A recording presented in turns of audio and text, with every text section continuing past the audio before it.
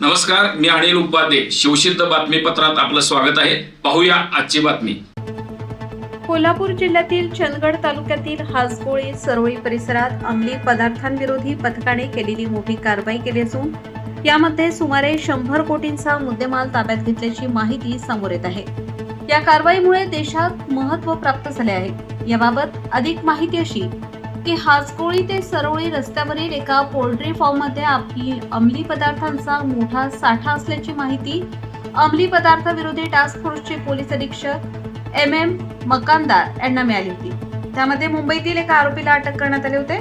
त्याच्याकडे अधिक चौकशी केली असता चंदगड तालुक्यातील हासगोळी ते सरोळी रस्त्यावरील एका पोल्ट्री फार्ममध्ये अंमली पदार्थांचा मोठा साठा असल्याचे निष्पन्न झाले.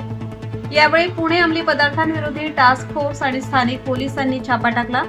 यामध्ये MD ड्रग्ज निर्मितीसाठी वापरले जाणारे रसायन, पावडर, काचेची उपकरणे, वजन काटे, इलेक्ट्रिक हीटर, मिक्सर, ड्रिल सदृश मशीन व अन्य साहित्य असा सुमारे 1.5 कोटी रुपयांचे साहित्य आणि सापडलेल्या अंमली पदार्थांची किंमत सुमारे 100 कोटींच्या घरात असल्याची माहिती मिळत आहे.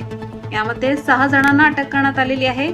त्यापैकी बेळगाव परिसरात राहणारा 30 वर्षीय पप्पू विठ्ठल मलतवाडकर, चंदगड तालुक्यातील तुडे परिसरात राहणारा 30 वर्षीय संतोष सदानंद बसरीकट्टी, चंदगड तालुक्यातील तुडे इथं राहणारा 29 वर्षीय किरण अशोक शिंदे आणि चंदगड तालुक्यातील हासगोळी इथे राहणारा 30 वर्षीय रोहित शिंदे यांचा समावेश आहे.